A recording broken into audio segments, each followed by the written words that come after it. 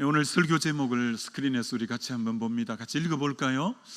실패하지 않는 사랑, Unfailing Love라는 제목으로 말씀 전거하고자 합니다.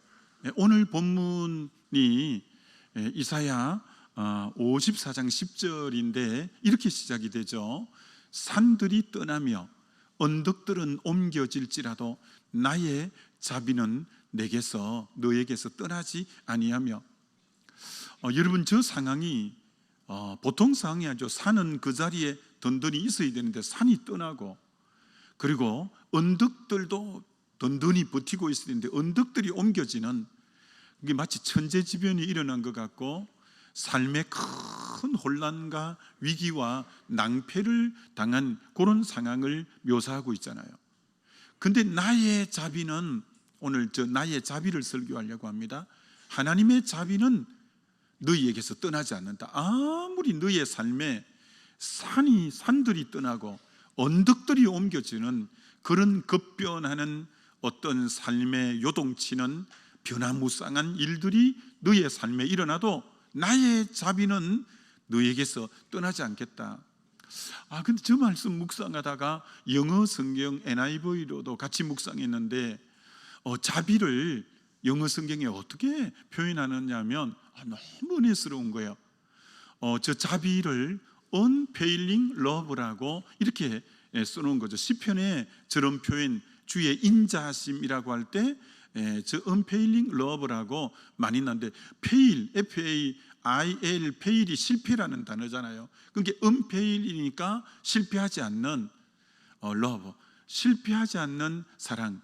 저걸 구약은 히브리어로 기록되었으니까 히브리어에서는 헤세드라고 말하는데, 저 Unfailing Love, 이 헤세드는 언제나 변함없는 사랑, 한결같은 사랑을 의미하고 절대로 실패하지 않는 그분의 의지적 사랑, 사랑하기로 결정하셨으므로 절대로 물러나지 않는 그 하나님의 사랑을 저 자비, Unfailing Love, 헤세드 이렇게 말하는, 실패하지 않는 하나님의 사랑. 사람들과의 사랑은 실패를 많이 하잖아요.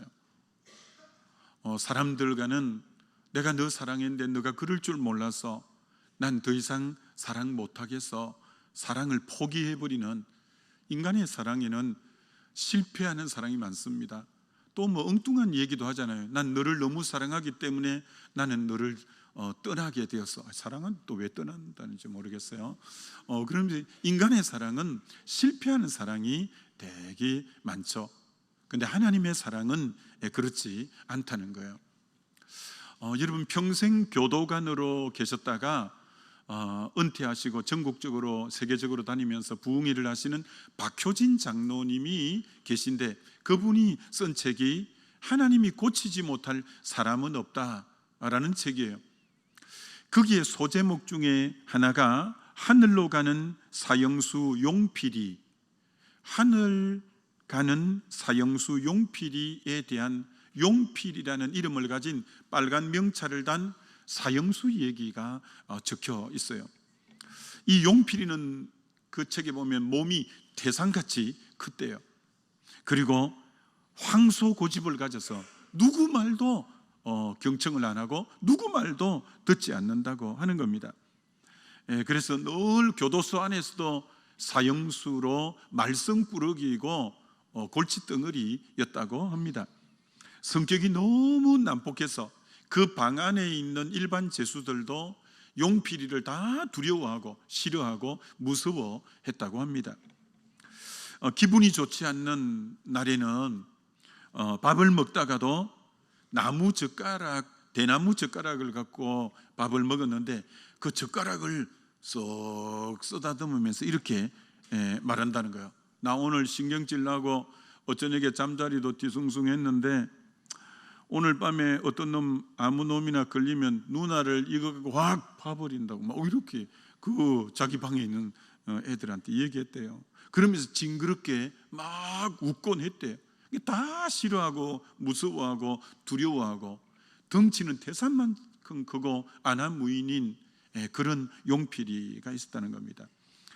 그래서 이 박효진 장로님이 정말 교도관으로 그에게 복음을 전하려고 아무리 복음을 전해도 입금도 들어가지 않는 거예요. 야, 용필아, 좋은 돈 많은 우리 장로님 한 분 소개해 줄게. 그럼 너 면회 올 때마다 네가 원하는 거 다 넣어주시고 너무 사랑이 많으신 분이야. 너 한번 복음 한번 들어봐. 그래도 막 싫다는 거예요.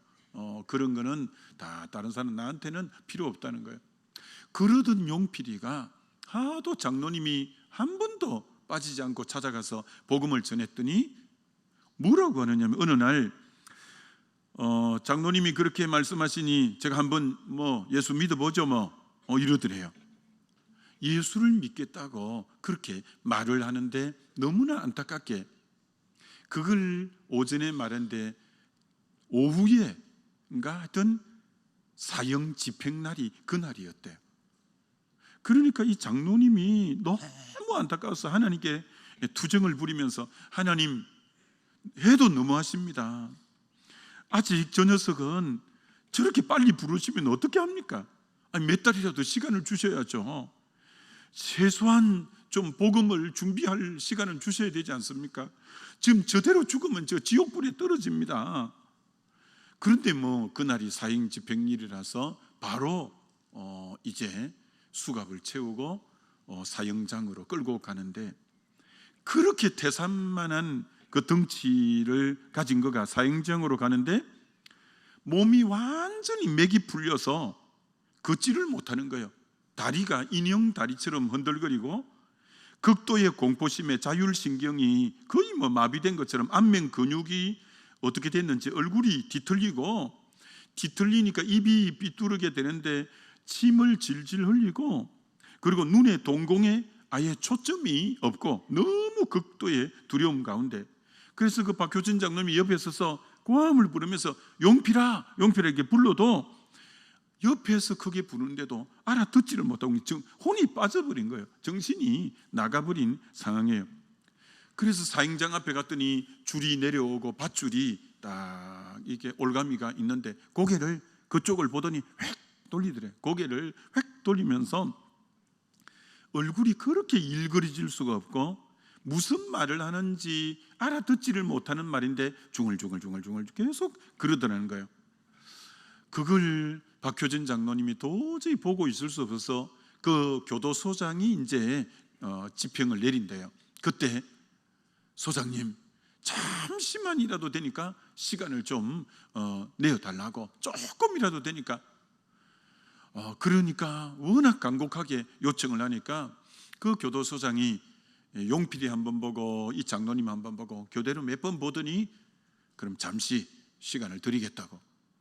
그래서 이 박효진 장로님이 그 교도소 신우회에 늘 기도하는 신우회가 있대요. 신우회를 빨리 불러서 용필이를 사이에 두고 모두 삥 둘러 수갑을 이미 채워진 상태인데 5분 동안 간절히 5분 넘게 이렇게 통성으로 그렇게 기도를 했다고 하는 것입니다. 그런데 하나님, 용필이는 구원의 확신도 없고 아직도 믿음이 없습니다. 이대로 하나님 데려가면 안 됩니다. 주여, 이 영혼을 불쌍히 여겨달라고 모두 삥 둘러서서 그렇게 간절히 기도했다는 거예요. 그런데 기적이 일어났다는 거예요. 그렇게 허물거리던 이제 용필이가 정말 몸을 이렇게 천천히 일으키기 시작하더니 반쯤 일어나더니 이 수갑을 찬 두 손을 허공을 하게 지켜던 채 주님이라고, 그 입에서 주님이라고 크게 소리를 지르더라는 거예요. 그 주변에 있는 이 신우 회원들도 다 깜짝 놀란 거예요. 그 다음 이렇게만, 주여, 이 죄인을 받아주셔서 감사합니다. 주여, 이 죄인을 용서해 주셔서 감사합니다. 그리고 얼굴을 보니까 어떻게 그렇게 담대하고 평화로운 얼굴이고 얼굴에 빛이 이렇게 나더라는 겁니다. 그러더니 한 옥타브 높은 소리로 찬송을 부르는데 용필이는 오늘 예수 믿겠다고 했기 때문에 교회 나가본 적이 없기 때문에 찬송가를 아는 게 없대요. 그런데 희한하게 찬송을 부르는데 인애하신 구세주여 내 말 들으사 죄인 오라 하실 때에 날 부르소서. 주여 주여 내 말 들으사 죄인 오라 하실 때에 날 부르소서. 그러니까 정말 기도조차 한마디도 할 줄 모르고 찬송가 하나 모르는 그가 완벽하게 찬송을 그렇게 불러서 이 장로님 그 글에 이렇게 써놨어요. 내 천국 가면 용필이에게 먼저 물어볼 게 있다. 이 찬송가 그때 어떻게 했노? 이렇게 먼저 물어보고 싶다는 거예요. 도저히 찬송을 모르는데 어떻게 그렇게 완벽하게 찬송을 하는지. 그리고 그 찬송한 얼굴을 보니까 이미 죽음을 초월한 영생의 감격이 그를 전체를 휘감고 있는 그 이제 용필이를 보았다는 거예요. 그리고 조금 있으니까 찬송을 부르고 났더니 그 충만함에 겨워서 그 자신의 두 손을, 수갑찬 두 손을 번쩍 좌우로 흔들면서 덩실덩실 춤을 추더래요. 그러면서 마지막 이제 한마디, 장로님 이 은혜는 천국 가서도 내가 꼭 잊지 않겠습니다. 내가 천국 가서도 이 은혜 잊지 않고 꼭 갚을게요. 그러면서 마지막 이제 하늘나라로 가게 되어졌다라는 것이죠. 그 용필이가 아주 극악무도한 사람이라서 사람을 열어 죽이고 감옥에 들어와 사형수가 되어졌는데, 하나님이 그 영혼을 구원해야 되겠다고 작정하시고는, 그래서 제가 이렇게 정리해 봤습니다. 정말 하나님이 정말 죽을 수밖에 없는 거, 방송실에서 딱 보여주겠죠 이제. 죽을 수밖에 없는 정말 그 죄의 형벌을 우리 주님이 십자가에서 대신 받기로 결정하셔서 결국은 죄 없다 판결을 받아내신 주님의 그 실패하지 않는 이 사랑, 이 영혼을 내가 구원해야 되겠다, 하나님이 작정하시고는 unfailing love, 정말 실패하지 않는 하나님의 사랑으로 그를 구원했다는 거예요.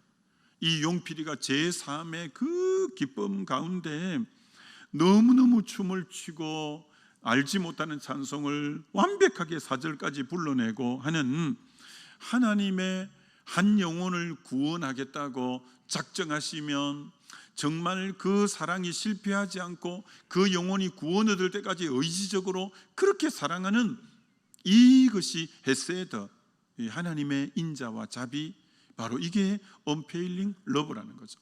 너무너무 하나님이 그를 사랑하시겠다고 작정하시고는 완벽하게 그 영혼을 구원해내는 우리 하나님이시다라는 거죠. 제가 이 말씀 참 이번 주에는 이 unfailing love에 꽂혀서 계속 묵상하고 하나님의 그 사랑에 감격했었는데, 옛날에 읽었던 박영선 목사님의 하나님의 열심이라는 그 책도 떠올랐어요. 거기 보면 이 구약에 나오는 야곱이 얼마나 하나님 앞에 불순종하고 자기 마음대로 삽니까? 그래서 하나님을 어떻게 생각하냐면은 그 책에는 이렇게 써놨습니다. 야곱은 자기 계획과 목적을 위해서 하나님이 자기를 돕는, 영어로 써놨습니다. 어시스터, 헬퍼, 하나님을 언제나 자기를 어시스트하고 하나님이 자기를 언제나 헬프하는, 돕는, 그런 자기의 돕는 이로만 생각하지 하나님을 주인으로는 생각하지 않는 이 야곱을 드디어 하나님이 손을 대기 시작하시는데, 어디서 손을 대시냐? 야복 강가에서 손을 대신다는 거예요. 그래서 대적이 에서가 400명의 군사를 이끌고 올 때 정말 이제 하나님이 야곱이 모든 걸 야복강 넘어 보내고 홀로 있을 때 하나님이 먼저 찾아와서 싸움을 거는 거죠. 그 성경에는 씨름이라고 했죠. 씨름을 거는 거죠. 그러면서 결국 그의 한도뼈를 부러뜨리고 결국 그의 자아를 부서지게 하고 주님을 주인으로 삼는, 하나님은 그를 끝까지 실패하지 않고 놓치지 않고 하나님을 자기의 종처럼 언제나 어시스트로, 어떤 헬프로만 여겼던 그가 그 밤에 자아가 완전히 무너지면서 하나님을 주인으로 온전히 삼기까지, 하나님은 야곱을 떠나지 않고 끝까지 실패하지 않고 그를 사랑하는, 그래서 결국은 야곱의 삶의 주인이 하나님이 되시는 그런 삶을 살게 하시는 주님이시다라는 거죠. 그래서 무수한 그가 하나님 말씀에 반항해도 기다리고 또 기다려서 결국은 이제 하나님을 주인으로 삼고 하나님 앞에 온전한 하나님의 사람이 되기까지 하나님의 그 열심, 하나님의 그 또한 unfailing love, 실패하지 않는 의지적 사랑이 그를 그렇게 만들었다라는 것입니다. 여러분, 하나님의 제일 큰 사랑이 여러 가지 모습으로 드러나지만 그래도 하나님의 사랑이 집중적으로 가장 쏟아진 것은 자기 아들을 죽이신 십자가가 하나님의 사랑의 가장 큰 정표이죠. 정표. 그래서 십자가에 자기 아들을 죽인 것은 정말 지독한 하나님의 사랑을 보여준 것이죠. 자, 그렇기 때문에 제가 이렇게 정리해봤는데 명심해야 될 것은 뭐냐면 더 이상 절망은 없다는 것이죠. 더 이상 절망은 없다는 거예요. 왜? 내가 너를 위해서 내 아들까지 십자가에 내놓았는데 내가 너에게 뭘 못해주겠냐? 그게 너는 어떤 상황을 만나도 야, 절망 이런 단어는 이제 너 앞에 있어서는 안 된다라는 거죠. 그래서 여러분 이런 말을 하면 안 돼요. 그 다음 보면 야, 난 이제 끝났다. 여러분이 정말 어떤 일 때문에 나 이제 끝났다. 야, 나 같은 이런 사람도 하나님이 더 이상 어떻게 돌아봐 주실까? 이런 얘기하면 안 된다는 거예요. 그건 정말 하나님을 모욕스럽게 하는, 내가 내 아들을 십자가에 못 박은 난 하나님이다.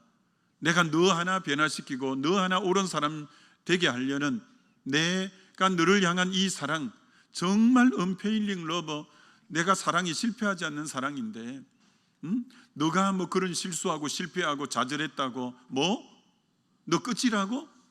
너 같은 사람은 하나님 돌보지도 않을 거라고? 그건 하나님을 모욕하는 행위다. 모욕하는 행위다. 나는 내 아들을 주기까지 지독한 사랑을 너에게 하는, 내가 그런 헤세드 사랑을 갖고 있는데 너가 절망하고 있어? 너 인생 끝났다고?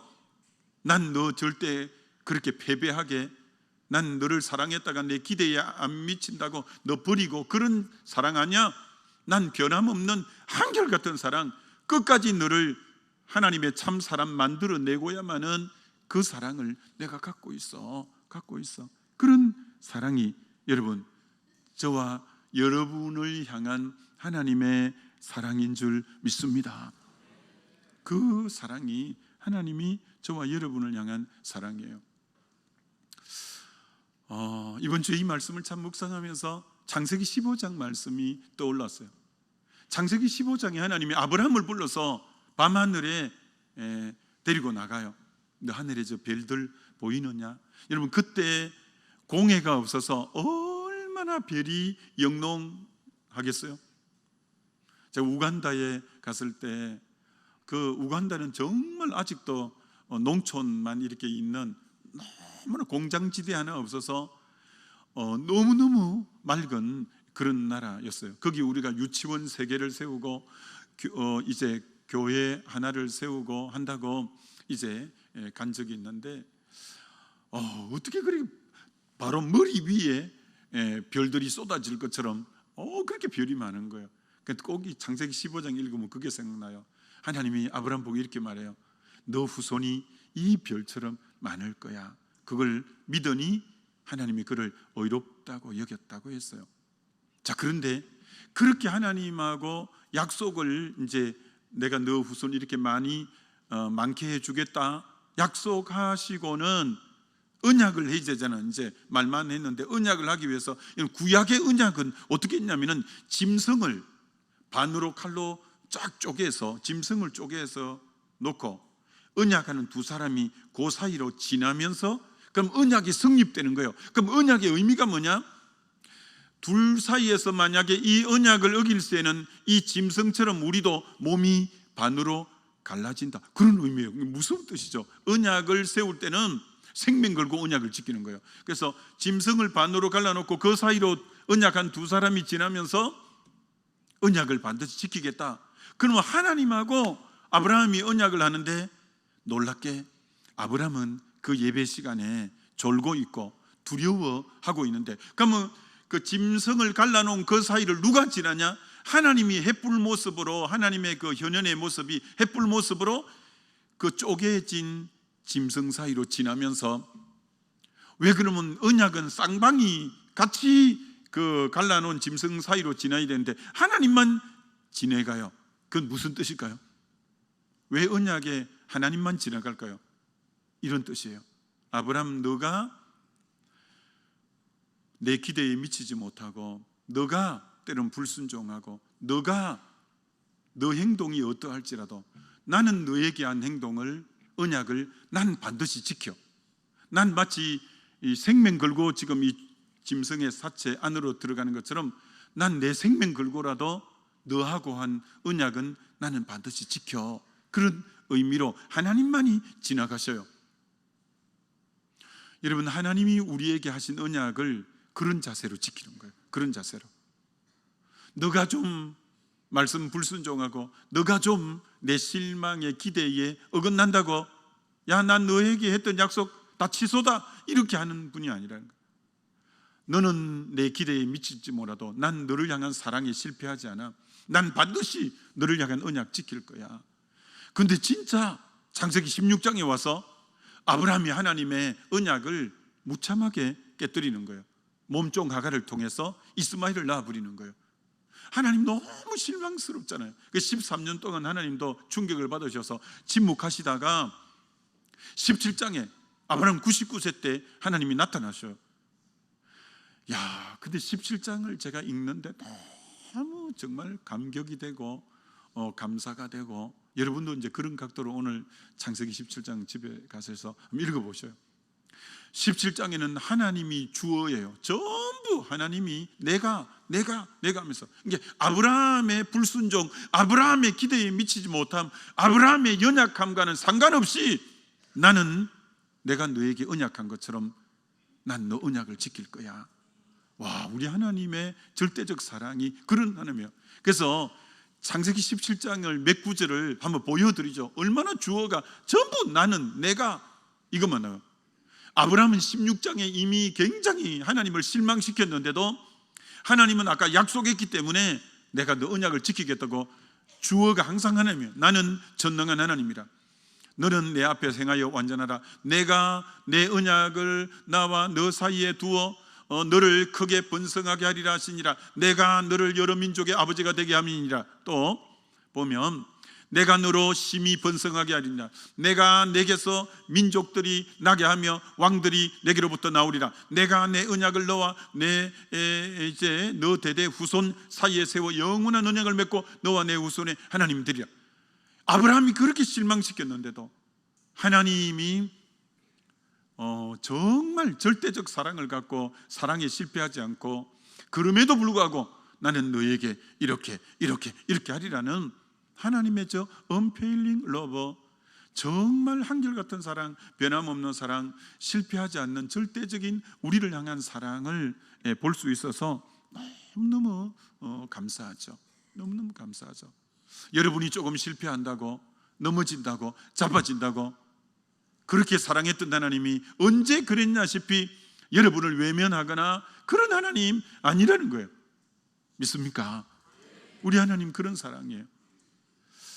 여러분, 사복음서가 엇비슷하잖아요. 그리고 공간복음이라도 앞에 것을 공간복음이라고도 하잖아요. 그럼 여러분, 중요한 건 그래도 진짜 사복음서에 다 기록됐거든요. 네 곳에 다 나오는 내용은 아주 적어요. 사복음서에 전부 기록된 내용은 적어요. 오병이어 같은 그런 기적만 사복음서에 다 나와요. 예수님의 십자가 사건 같은 것만 사복음서에 다 나와요.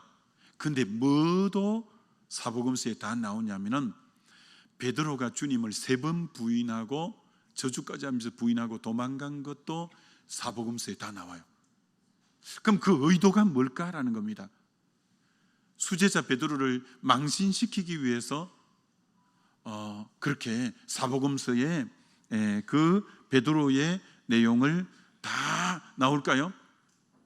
베드로에게 수치감을 주기 위해서 베드로 부인한 사건을 사복음서에 다 기록할까요? 그게 아니라 하나님은 너가 이렇게 잘못하고 수치가 있고 부끄러움이 있어도 내가 너를 향한 사랑은 너의 수치를 덮어주는, 너가 실패해도 난 너를 향한 사랑이 실패하지 않는 이 unfailing love, 너는 나에 대한 사랑을 실패해도 나는 너에 대한 사랑을 실패하지 않아. 하나님의 은혜는 이와 같아, 복음의 능력은 이와 같아 라는 것을 그에게 보여주고자 하나님은 사복음서에 베드로의 이 부인 사건을 다 기록하고, 그리고 베드로가 주님을 부인하고 낙심해서 디베랴 바닷가에 갔을 때 주님이 찾아가셔요.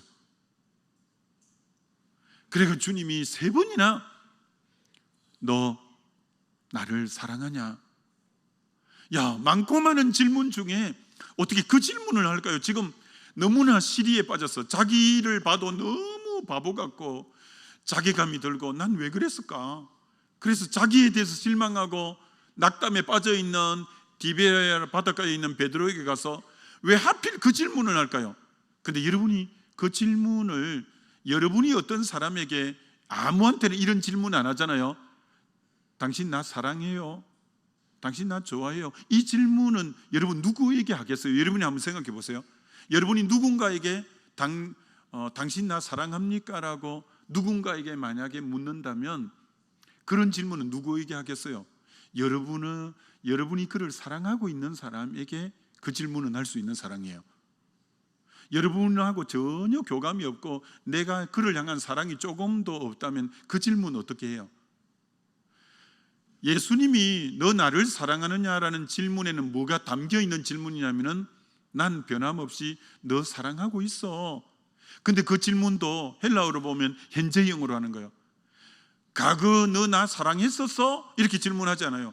미래에 너 앞으로 나 사랑할 거야? 이것도 질문하지 않아요. 오늘 이 시간 묻는 거예요. 너 오늘 나 사랑하니? 라고 묻는 거예요. 그럼 왜 사랑을 그 실패해서 넘어져 있는 디베랴 바닷가에 풀이 죽어 있는 베드로에게 가서 왜 사랑을 언급할까요? 여러분, 사람이 다시 회복되는 길은, 사람이 다시 낙담했다가 좌절했다가 다시 일어설 수 있는 길은 하나님의 사랑을 딱 깨달을 때 회복이 되고, 다시 일어설 용기가 있는 것은 하나님의 사랑을 깨달을 때예요. 그분이 나를 지금도 사랑한다는 걸 딱 깨달는 순간 회복이 되고 다시 일어설 용기가 있는 거예요. 그래서 바로 디베랴 바닷가에서 그 질문 가운데 진짜 주님이 하시고자 하는 것은 나 지금도 너 사랑해 라는 것을 알려주고, 그 사랑을 느낀 베드로가 회복되어져요. 그리고 주님을 따라서 결국 로마에서 순교하기까지 주님을 온전히 따라요. 온전히 따라요. 여러분 중에 오늘 이 자리에 이런 분 계실 거예요. 여러분이 여러분을 봐도 실망스럽고, 여러분이 여러분 봐도 낙담하고, 여러분이 실패했고, 여러분이 범죄했고, 여러분이 그래서 지금 낙담해 있는 그 모습, 그래서 다시 일어설 용기도 없고 좌절해 있는 그런 분 있다면, 오늘 우리 주님이 베드로에게 찾아갔었던 그 주님은 여러분에게도 지금 오늘 이 설교를 통해서 찾아오셔요. 너 나 사랑하니? 라고 동일하게 묻는 거예요. 그 말은 난 너를 계속적으로 사랑하고 있어. 난 너를 계속적으로 사랑하고 있어. 그래서 이 unfailing love, 너는 나에 대한 사랑이 실패했을지 모르지만 나는 너를 향한 사랑을 한 번이라도 실패한 적 없어. 나 지금도 변함없이, 헤세드가 변함없이 한결같은 사랑이, 난 너를 한결같이 변함없이 사랑하고 있어. 그 사랑을 깨달는 순간 여러분은 회복되는, 다시 일어설 용기가 일어나게 되는 줄 믿습니다. 우리 하나님 여러분, 이 하나님의 사랑을 경험하고 일어나기를 그렇게 원하고 계신다라고 할 수 있는 거죠. 여러분, 하나님은 정말 그 사랑을 조금 전에 말씀한 것처럼 십자가에서 그 사랑을 가장 우리에게 사랑한다는 것을 확정한 정표는 십자가죠. 그래서 로마서 5장 8절에 우리가 아직 죄인 되었을 때 그리스도께서 우리를 위하여 죽으심으로 하나님께서 우리에게 대한 자기의 사랑을 확정하셨느니라 라고 말하는 것처럼, 나를 사랑한다는 사랑의 확정의 표를 십자가에 하신 거죠. 자, 그런데 여기서 중요한 것은 하나님이 나를 사랑한다는 확정의 표를 자기 아들을 십자가에 죽이면서 너 이만큼 사랑해 라고 했는데, 그러면 그 사랑을 할 때 나의 모습은 어떠했다고 로마서 8장에는 말하냐면, 제가 늘 하는 것처럼 죄인일 때라는 거예요. 죄인일 때, 원수일 때라는 거예요. 경건치 못할 때라는 거예요. 연약할 때라는 거예요. 그게 사랑할 구석이 하나도 없을 때라는 거예요. 하나님이 나를 사랑할 때 내 모습은 죄인일 때고, 원수일 때고, 경건치 못할 때고, 그리고 정말 연약할 때라는 거예요. 여러분, 하나님이 내 모습이 그럴 때 나를 사랑했다는 것을 아셔야 돼요. 자, 그런데 여러분이 지금 구원 얻고 지금 신앙생활 해가면서 여러분이 문득문득 이렇게 생각하는 거예요. 자기를 돌아보면서, 아유, 내 수준이 왜 이밖에 안 될까? 난 왜 이렇게 부족할까? 난 왜 이렇게 못났을까?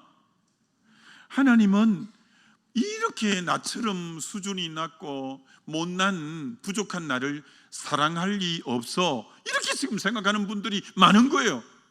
아니, 무슨 말씀이에요? 왜 하나님의 사랑을 그렇게 오해해요? 원래 하나님이 여러분을 사랑할 때 죄인이고 원수이고 경건치 못하고 연약할 때 사랑했는데, 왜 지금은 완벽해야만 하나님의 어떤 높은 수준에 올라가야만이 하나님이 나를 사랑할 거라고 왜 그렇게 생각하셔요? 여러분, 하나님은 여러분이 지금 정말 여러 가지 연약함이 있고 부족함이 있어도 변함없는 이 헤세드 사랑, 이 언페일링 러브로 하나님이 여러분을 사랑하는 줄 믿습니다. 그렇습니다. 어떤 분은 또 하나님 사랑 이렇게 생각해요. 지구 인구가 지금 80억이니까 80억 분의 1 정도로 사랑하겠지. 무슨 말씀이요? 하나님은 세상에 여러분이 하나밖에 없는 것처럼 여러분 하나를 위해서 십자가에 죽었고, 여러분을 하나를 위해서 모든 독생자를 내려보내고 사랑하는 것처럼, 그런 사랑으로 지금 저와 여러분 한 사람을 뜨겁게 사랑하는 줄 믿습니다. 그 사랑이요, 그 사랑을 저와 여러분이 깨달으면 정말 사람이 안 변화되고 안 변화될 수가 없죠. 결론으로 다시 말합니다. 세상이 여러분 보고 어떤 평가를 해요. 아, 저 사람 저런 사람이야. 자기가 자기 보고 평가하는 경우가 있어요. 난 왜 이렇지? 세상이 여러분을 보고 뭐라 해도, 자기가 자기를 보고 뭐라 해도, 지금 여러분 형편이 어떠한 상황일지라도 언페일링 러브, 실패하지 않는 하나님의 사랑은 여러분 이 모습 이대로, 여러분 그 모습 그대로 하나님 변함없이 지난달보다 더 깊이 더 크게 사랑하는 우리 하나님이신 줄 믿습니다. 그 하나님이에요. 제가 이거 보면서 여러 자료를 찾아보니까 너무 귀한 글이 있어서 이 글을 마지막으로 보여드리고 설교를 마칩니다. 로버트 모리스 목사님이 하신 말씀이라고 하는데, surrender, 몸을 맡기다, 이런 뜻이에요. surrender your life, 당신의 삶을 to God's unfailing love, 하나님의 실패하지 않는 저 사랑에 당신의 모든 삶을 다 맡겨드려라, 맡겨드려라, 이런 말씀이에요. 여러분, 어떤 부족함이 있고 연약함이 있더라도 하나님이 우리를 향한 저 사랑 앞에 여러분의 삶을 맡겨드리는 저와 여러분 되어서 승리하게 되시기를 주의 이름으로 축원합니다.